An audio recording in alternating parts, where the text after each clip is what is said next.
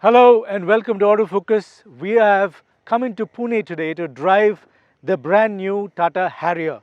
The Harrier is just about 4 years plus old SUV that has made its mark. In fact, about a lakh of them already on the roads, and yet the facelift has come in at a time where competition is peaking in the SUV segment and the Tata Harrier needs a new positioning. It has also coincided with quite a bit of the planned refresh for the entire portfolio of Tata's SUVs. Just a few weeks ago, we drove the Tata Nexon, both the ICE and the EV versions. That's what the new Harrier is also getting. It's a cleanup act, it's a design refresh that has made it look very different, though you can clearly see that the blueprint remains the same. That change in design language is very subtle. It's largely the same setup in terms of suspension and dynamics. Small changes that have happened, of course, a lot of ADAS features that have now come in. We'll talk in detail about all of these.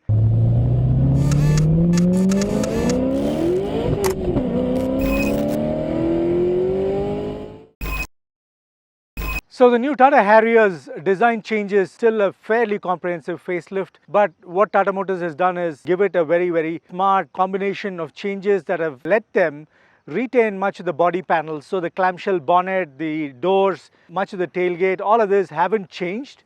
Yet by very smartly integrating new plastic parts and the other panels that then come together to form the exterior, and of course the new LEDs, Tata Motors has managed to deliver fairly impactful new design that is clearly been focused on making the Harrier look more sophisticated, look more upmarket, give it a slightly more premium profile. That's what they've done.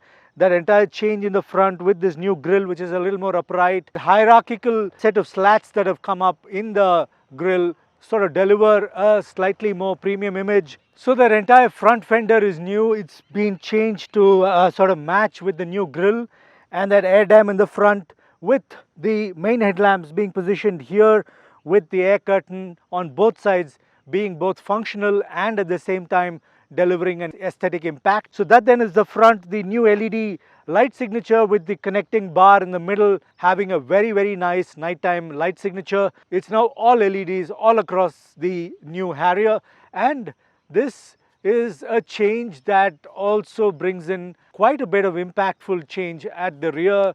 It gets an automatic tailgate. We will look at a few more elements at the rear that give it that signature. From the side, what you get is the new 18-inch alloy wheels, which have been specially developed for the Harrier, looking very sophisticated and of course well engineered, if I can use that term.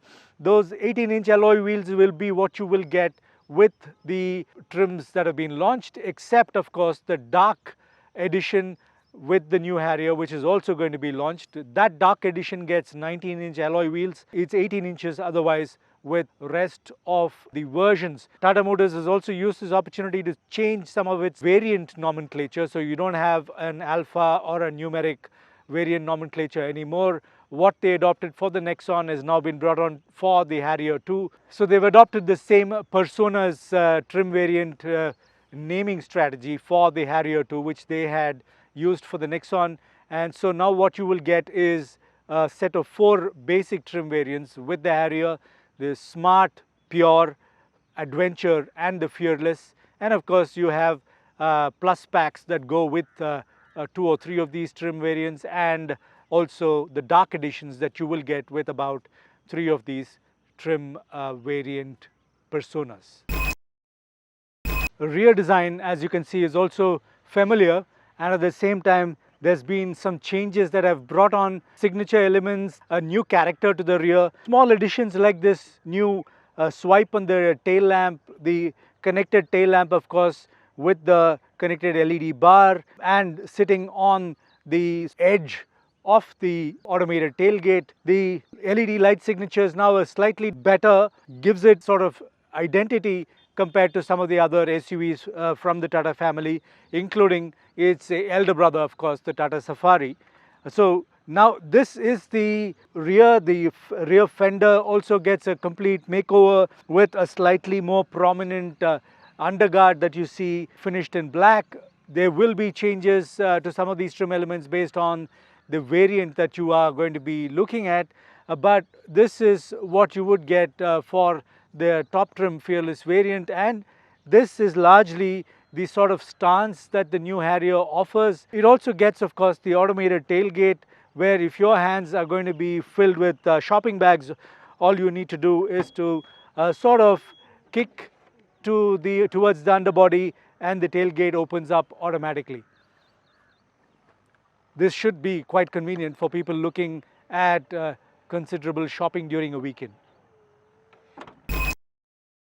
Just like the Tata Nexon, which we reviewed a few weeks ago, and where Tata Motors has kept its focus on some specific areas of improvement, including the LED light signatures and creating an entirely new profile for the Nexon. A similar effort has gone on to change the LED signature and profile for the Harrier, and that is what we saw in the exterior design. So those LED lights now sort of delivering a new signature, and at the same time also getting the slightly more upmarket features like the welcome sequence and the goodbye sequence, and sequential lighting with the connected LED bar in the middle.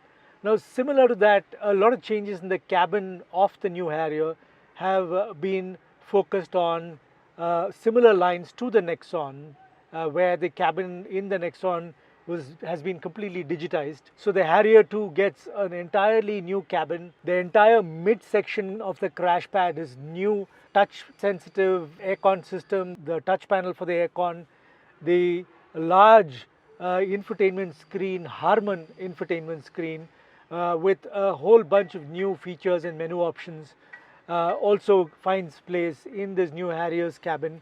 And also you get a brand new digital instrument cluster with multiple display options, a lot of variations to the menu and the way drive related information is displayed. Now all of this has gone on to change the entire profile for the cabin. It is a completely unrecognizable cabin in a manner of speaking, and also you do see a lot of the trim elements here that are new and are meant to mimic the so-called persona character and the persona of the buyer himself, being reflected by the new trim variant strategy, which is called the personas nomenclature, which Tata Motors has now adopted for all of its models. So now each of those personas are meant to sort of subliminally message and reach out to an audience that then will choose that kind of character in their car. So this, for example, is the fearless persona. So in a manner of speaking, it's a little fearless with its choice of colors, this bright yellow trim that you see on the door panels, and the mid crash pad, that contrast yellow stitching in the cabin layers, the soft touch panel at the top, and of course the leatherette seats. These are ventilated leatherette seats with that yellow contrast stitching. A lot of this is meant to then reflect the persona of the buyer himself, and that's what you will get with this new Harrier. Overall space in the cabin, the way the seats have been laid out, the amount of knee and headroom, all of that remains pretty much identical with the outgoing model. When I sit behind the wheel, it's almost completely new, and of course it does get this new backlit digital panel on the steering wheel boss. The steering wheel itself is also new with that flat bottom steering wheel, but in order for it to be distinguished and differentiated from the Nexon, it gets a 4-spoke steering wheel, which also feels very good to hold, and it has multiple other hold options because of the 4 spokes that it has.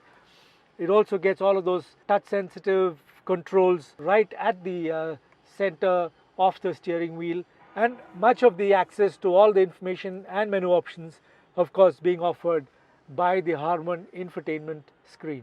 The new Tata Harrier gets a lot of the persona theme-based features inside the cabin, including ambient lighting and a lot of the digitization that I've spoken about. But some of the other features also add a lot of premiumness to this new Harrier. The automatic variant, which we did not drive, also gets paddle shifters on the steering wheel. It gets the Bridgewell terrain mode selector to go through rough mode, wet or highway mode. It also gets a lot of advanced driver assistance systems, including 11 different functions with stuff like lane keeping assist and brake assistance. There is also the IRA connected car features that's on offer. There is the addition of an emergency call or a breakdown call 24/7 assistance just at the push of a button away right next to the voice assisted sunroof controller. There's also tire pressure monitoring, a lot of new stability features. There's wireless connectivity with Apple CarPlay and Android Auto for the infotainment screen, and a bunch of other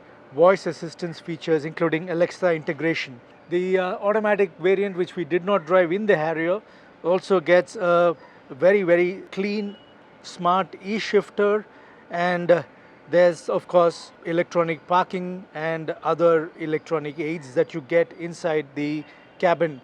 Of course, one of the most comfortable features for me during my drive, of course, was ventilated front seats. The seats also get 6-way power assisted adjustments and 3 memory functions, all of which are slowly becoming hygiene factors in this new Harrier. There's also 360-degree surround view camera, which also gets a 2D and a 3D mode. The new Harrier gets the same Cryotech 2-liter diesel engine with its 6-speed automatic and 6-speed manual transmission options.